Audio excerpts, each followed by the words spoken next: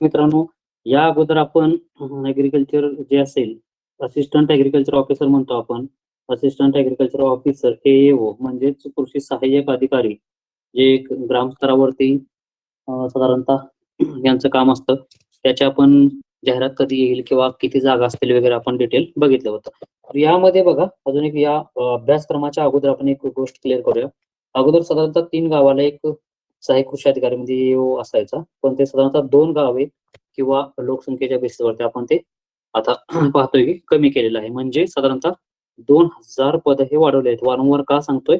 तर 2000 पदे म्हणजे खूप आहे, लक्षात ठेवा. ही खूप मोठी अपॉर्च्युनिटी, अशी भविष्यात कधीही अपॉर्च्युनिटी असणार नाही. आणि एकदा का ही रिक्रुटमेंट झाली, की परत लवकर ॲड येईल की नाही याची गॅरंटी नाही. त्यामुळं मी म्हणतो, सध्या तुम्ही कोणतीही वेळ न वाया घालवता सध्या फक्त आणि फक्त अभ्यास करणं गरजेचं आहे. आता कृषी सेवकचं बघा सगळंच बदलणं म्हणायला हरकत नाही. म्हणजे कृषी सेवक हे होतं, आता नवीन परीक्षा पद्धती आली, त्या ठिकाणी डायरेक्ट त्याचं नाव सुद्धा बदललंय, लक्षात ठेवा. त्याचं आपण बघितलं की सहाय्यक कृषी अधिकारी असं नाव झालेलं आहे. रिक्रुटमेंटलाच हे नाव दिलेलं आहे. मोस्टली मग याचं प्रोबेशन जाण्याचे 99.99% चान्सेस आहेत. नवीन पद्धतीमध्ये जर बघितलं आपण परीक्षा पद्धतीमध्ये पूर्वपरीक्षा असणार आहे. साधारणतः 100 प्रश्न आणि 100 गुण असणार आहेत. वेळ 1च तास असणार आहे, लक्षात ठेवा. वेळ किती तुम्हाला 1च तास आणि 100 प्रश्न 100 गुण ही खूप मोठी टास्क आहे. एवढं इझी नाहीये. म्हणजे तुम्हाला इथे ॲक्युरसी खूप महत्त्वाची आहे आणि त्याचबरोबर ह्याला निगेटिव्ह मार्किंग असणार आहे. आता आपण बघूया की बाबा नक्की कोणते सब्जेक्ट आहेत किंवा काय पूर्वपरीक्षेचा अभ्यासक्रम कसा असणार आहे. ज्या विद्यार्थ्यांनी ग्रुप सीची तयारी सुरू केली असेल किंवा ग्रुप सीची तयारी करतात, त्या विद्यार्थ्यांना हे काही नवीन नाही, लक्षात ठेवा. कारण ग्रुप सीचा सिलेबस म्हणजेच आता सहाय्यक कृषी अधिकारी असेल किंवा कृषी सेवक म्हणू आपण. शक्यतो आता कृषी सेवक हे नाव नाहीच, त्याच्यामुळे सहाय्यक कृषी अधिकारी या पदाचा सिलेबस म्हणायला हरकत नाही. कारण का ज्या वेळेवरती किंवा ज्यावेळेस हे पद ग्रुप सी मध्ये आलेलं आहे, लक्षात ठेवा, त्यावेळेला त्याचं कृषी सेवक हे नावच गेलेलं आहे. तुम्ही कोणत्याही ठिकाणी बघा, कोणत्याही GR मध्ये बघा, कृषी सेवक हे तुम्हाला पद आता दिसणार नाही. इथून पुढे नवीन नाव, नवीन पदभरती या ठिकाणी आपल्याला पाहायला भेटेल. एकूण जर बघितलं आपण राज्य व्यवस्था म्हणजे ह्याला आपण पॉलिटी असं म्हणतो, लक्षात ठेवा. पॉलिटी. त्या पॉलिटीमध्ये 15 प्रश्न असणार आहेत, लक्षात ठेवा. किती? 15 प्रश्न. एकूण 15 प्रश्न तुम्हाला 15 मार्कला असणार आहेत.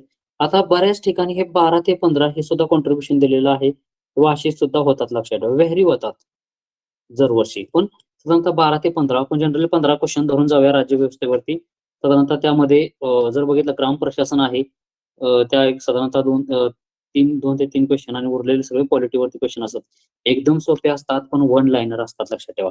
डायरेक्ट कलम वगैरे विचारली जातात तिथं. राष्ट्रपती असेल किंवा त्यानंतर आपण कॅग म्हणतो, जे कलम आयोगाला आवडतं 148, हे कलम कुणाचं आहे? कॅगचं आहे. या अशा गोष्टी तिथे विचारल्या जातात. त्यानंतर भाग 3 मध्ये काय आहे? भाग 2 मध्ये काय आहे? भाग 1 मध्ये काय आहे? एकदम सोपं असतं. एकदम इझी पेपर विचारला जातो. राज्य व्यवस्थापन फॅक्च्युअल डेटा असतो. तुम्हाला हा पाठच असावा लागतो. बरोबर? त्यानंतर आणीबाणी वगैरे आहे. संसदवरती मोस्ट विचारला जात नाही. म्हणजे राज्य हे असेल विधिमंडळ, त्याच्यावरती क्वेश्चन विचारले जातात. इथं 15 प्रश्न आणि 15 क्वेश्चन्स असतात, असू द्या, लक्षात ठेवा. सॉरी, 15 क्वेश्चन आणि 15 मार्क्स तिथं असतात. तर सायन्स म्हणजे विज्ञान म्हणतो आपण त्याला.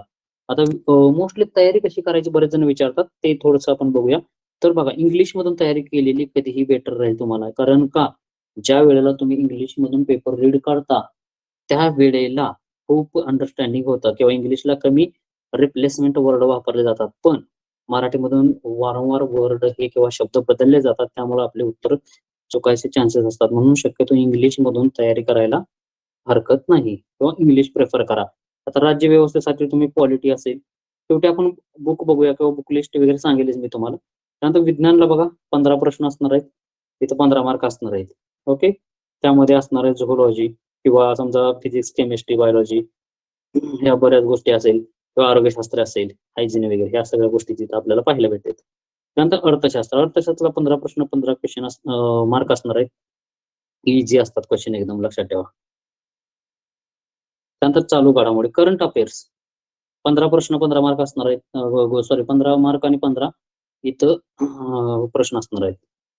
त्यानंतर भूगोलाला बघा साधारणतः 5-5 क्वेश्चन, 5 महाराष्ट्रावरती असतील आणि 5 भारतावरती असे असे एकूण 10 प्रश्न असणार आहेत. आणि इतिहासाला सुद्धा 10 प्रश्न असे. इतिहास सेम राज्यसेवेसारखंच, पण इथं राज्यसेवेला इन्सिडेंट वगैरे विचारलं जातं, खूप डिटेल असतं, तर इथं डिटेल नसतं, वन लाईनरवर जास्त भर दिला असतो, लक्षात ठेवा. आता गणित आणि बुद्धिमत्ता क्वांट रिझनिंग साधारणतः 10 प्रश्न म्हणजे 20 क्वेश्चन हे एकंदरीत विचारले जातात. आता थोडं फास्ट का घेतोय, कारण तुमचा वेळ खूप महत्वाचा आहे, तो वेळ वाया जायला नको म्हणून. मग आता हे सोर्सेस काय आहेत, बरोबर. आता बरेच जण विचारतात, सर सोर्सेस काय, तुम्ही हे सगळं सांगताय. ठीक आहे, पातनुरे सरांचे क्लास नोट्स आहेत, सगळं विषयाला वापरलं तर हरकत नाही. पण त्याचबरोबर राज्य व्यवस्था असेल. आता ह्या राज्य व्यवस्थेला बघा, तुम्हाला ऑप्शन आहे पॉलिटी. लक्ष्मीकांत हा हे बुक चांगलं आहे, पण एम लक्ष्मीकांत सरांचं. पण त्या ठिकाणी तुम्ही रंजन कोळिंबे सरांचं सुद्धा एक छोटं बुक आहे, ते वापरू शकता. लक्षात ठेवा, जास्त डिटेल किंवा डीप जायची गरज नाहीये. जे काही करताय ते तुम्हाला पाठच असायला पाहिजे. हाच इथं हे आहे, कारण 100 प्रश्न, 100 गुण आणि वेळ 1च तास आहे. 1 तासात आपल्याला हे सगळं कव्हर करायचं आहे. आणि तुम्हाला जरी 1 तास असेल तर 40 मिनिटातच हे जवळपास 80 क्वेश्चन किंवा 80 क्वेश्चन सॉल्व्ह करायला लागणार. कारण का उरलेल्या 20 मिनिटांमध्ये साधारणतः 20 प्रश्न तुम्हाला क्वांट रिझनिंगचे, म्हणजे मिनिटाला एक तरी क्वेश्चन सॉल्व्ह करायचं आहे तिथे. म्हणून खूप मोठी किंवा खूप तगडी अशी तयारी लागणार आहे, लक्षात ठेवा. बऱ्याच जणांना वाटत असेल की सर खूप आपण कॉम्पिटिशन खूप कमी आहे वगैरे, ह्या सगळ्या गोष्टी आता साईडला ठेवा. स्पर्धा खूप आहे, हे पण साईडला ठेवा. तुम्ही तुमचा अभ्यास करा, कारण जास्त टाइमपास करणं किंवा जास्त इकडे-तिकडे लक्ष देणं, चर्चा करणं टाळणं गरजेचं आहे. कारण चर्चा करून काही होणार नाही. फक्त तुम्ही पॅनिक व्हाल आणि अजून टेन्शन वाढणार आहे. आता तुम्ही सांगितलं राज्य व्यवस्थेसाठी बघितलं तुम्ही विज्ञान, तर सायन्स म्हणतो आपण त्याला. बस्के सरांचं सुद्धा बुक चांगलं आहे कंबाईनच्या दृष्टिकोनातून, किंवा कोलते सरांचं पण एक बुक आहे. तुम्ही बस्के सरांचं बुक किंवा स्टेट बोर्ड जरी वापरले तरी, किंवा लुसंट वापरलं तरी हरकत नाहीये सायन्ससाठी. त्यानंतर अर्थशास्त्र, आता कोळंबे सरांचं आहे इथं अर्थशास्त्र आहे, तुम्ही ते वाचू शकता. ते एकदम सोपं आहे, लक्षात ठेवा. याच्या व्यतिरिक्त काही ग्रंथ सुद्धा आहे, संदर्भात तुम्ही डिटेलमध्ये जाणार असेल तर जाऊ शकता. पण कोळंबे सरांचं जे इकॉनॉमिक्सचं बुक आहे ते सफिशियंट आहे. चालू घडामोडी बरेच जण हे करत असतात, परिक्रमा वगैरे वाचत असतात. सिम्प्लिफाईड इयर बुक ठीक आहे. आता बघा, ह्याच्यामध्ये तुम्ही काय करू शकता, हे सिम्प्लिफाईडचं इयर बुक नाही भेटणार तुम्हाला. आता सिम्प्लिफाईडचं 6माही बुक आहे बघा, लक्षात ठेवा. 6माही बुक, किंवा 6माही पुस्तक म्हणतो आपण, 6माही बुक घ्यायचं. प्लस तिथून पुढं साधारणतः जून पर्यंत हे तुम्हाला 6माही बुक भेटेल. जुलै, ऑगस्ट, सप्टेंबर, ऑक्टोबर मध्ये पेपर राहणार आहे. तिथपर्यंत तुम्हाला काय करावं लागेल, जे परिक्रमा म्हणतो आपण, यशाची परिक्रमा म्हणतात, हे परिक्रमा, बरोबर, हे वापरणं गरजेचं. साधारणतः 3 परिक्रमा तुम्हाला घ्याव्या लागतील, बरोबर. हे झालं चालू घडामोडीच्या बाबतीत. त्यानंतर आता भूगोल. भूगोलाला 10 प्रश्न, महाराष्ट्राचे 10 प्लस भारताचे 10. मग काय, याला तुम्ही स्टेट बोर्ड असेल किंवा दीपस्तंभच असेल, हे वापरू शकता. साधारणतः बघा, भूगोलमध्ये मॅप रिडिंग हे जमलं पाहिजे. नद्या वगैरे असतील किंवा रस्ते वगैरे, हे सगळ्या तुम्हाला गोष्टी, वस्त्या, हे डिटेल. नंतर भारताचे स्थान वगैरे, ह्या एकदम मायन्यूट गोष्टी, डोंगर रांगा, पर्वतरांगा वगैरे, ह्या गोष्टी विचारल्या जातात, प्राकृतिक. तर महत्वाचा हाच पार्ट आहे इथं, की तुम्हाला काही गोष्टी ह्या फॅक्च्युअल पार्ट पाहिजेत, लोकसंख्या वगैरे असतील त्या. त्यानंतर इतिहास. आता इतिहासाला 10 प्रश्न, साधारणतः आधुनिक भारताच्या इतिहासावरती, आणि मोस्टली आधुनिक भारताचा इतिहास.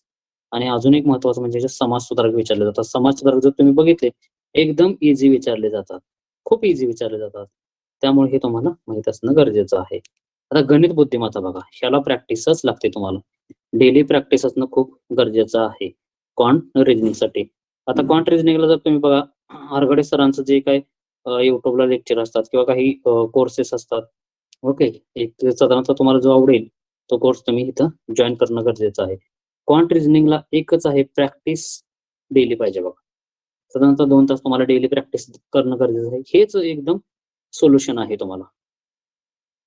कळालं? आणि एकदम प्रॉपर वे आहे. जस्ट तुम्ही पास आउट आहात, तुमच्याकडे वेळ खूप आहे, तरी तुम्ही हे नक्की अभ्यास करायला हरकत नाही. नंतर 4 क्वेश्चन चुकले की तुमचा 1 मार्क कमी होतो. म्हणजे 1/4 निगेटिव्ह मार्किंग आहे. हे कशाला आहे? या अगोदर कृषी सेवक असे किंवा जे सहाय्यक कृषी भरती होती, साधारणतः कृषी सेवक नावानेच व्हायची.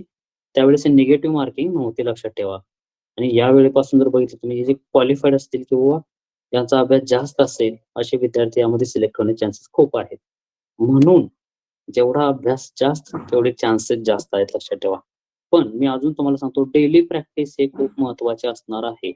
डेली प्रॅक्टिस हे झालं प्रिलिम्ससाठी. आता मेन्ससाठी तुम्हाला मागच्या व्हिडिओमध्ये पण सांगितलं होतं, एसेन्शियल ऑफ ऍग्रिकल्चर असेल, त्यानंतर टॉपर नोट्स असतील, ह्या 2 बुकची तुम्ही रिडिंग डेली 10 पान असतील किंवा 10 पेजेस म्हणून आपण रीड करणं गरजेचं आहे. अजून जो कृषी घटक सविस्तर जेव्हा सिलेबस येईल त्यावेळेला तुम्हाला डिटेल अजून सांगितलं जाईल. या व्यतिरिक्त तुम्हाला काही जे प्रश्न असतील किंवा राज्यव्यवस्थेमध्ये पर्टिक्युलर कोणता टॉपिक, अर्थशास्त्रामध्ये कोणत्या टॉपिकवर क्वेश्चन विचारतात, भूगोलमध्ये काय, इतिहासमध्ये काय, विज्ञानमध्ये काय किंवा चालू घडामोडी काय करायचं, कसं करायचं, एक जर तुम्हाला सब्जेक्ट पाहिजे असतील तर डिटेल अजून यामध्ये मायक्रो प्लॅनिंग आपल्याला करता येईल. येत्या जे काही थोडे दिवस आपल्याकडे शिल्लक आहेत त्या दिवसामध्ये आपल्याला कसं प्लॅनिंग करता येईल, जे काही साधारणतः 85 किंवा 80 दिवस आहेत आपल्याकडे शिल्लक म्हणायला हरकत नाही. त्यामुळे 80 दिवसाचं नियोजन कसं करता येईल, या सगळ्या गोष्टी आपण एक बारकाईनं नियोजन करणं गरजेचं आहे. बघा, दुर्दैवाने जरी यात असिस्टंट ऍग्रिकल्चर ऑफिसरची ऍड नाही आली तरी इथून पुढे लक्षात ठेवा ती फक्त आणि फक्त ग्रुप सी मध्येच येणार. बऱ्याच जणांचा गैरसमज आहे ते IBPS वगैरे तिकडे जाईल, अजिबात जाणार नाही. आता इकडे एकदा आले म्हणजे परत जाणार नाही. त्यामुळे म्हणतोय मी, अभ्यास तुमचा वाया जाणार नाही. जेवढा जास्त अभ्यास, जेवढं जास्त प्रिपरेशन तेवढं तुम्हाला गरजेचं किंवा तुम्ही यशाच्या दृष्टिकोनातून जवळ जात आहे. म्हणून तितकंच तुमचा प्रॅक्टिस किंवा अभ्यास असणं गरजेचं आहे. एकंदरीत तुम्ही डेली बेसिसवरती किंवा डेली किती हवर्स आपण अभ्यास करतो किंवा आपलं प्लॅनिंग काय असायला पाहिजे, ह्या सगळ्या गोष्टी तुम्ही कुठंतरी लिहून ठेवणं किंवा मायक्रो नोटिंग करणं खूप गरजेचं आहे. ओके, तर ह्या सगळ्या गोष्टी या ठिकाणी आपण कव्हर करायचा प्रयत्न केलेला आहे. या व्यतिरिक्त काही जर राहिला असेल, कोणाला काही अजून काही प्रश्न असतील किंवा क्वेश्चन असतील, आपण ते चॅट जे कमेंट बॉक्स आहे ते ओपन आहे, कमेंट बॉक्समध्ये टाका तुम्ही. त्या पद्धतीने आपण व्हिडिओ बनवण्याचा प्रयत्न करू. Okay, thank you.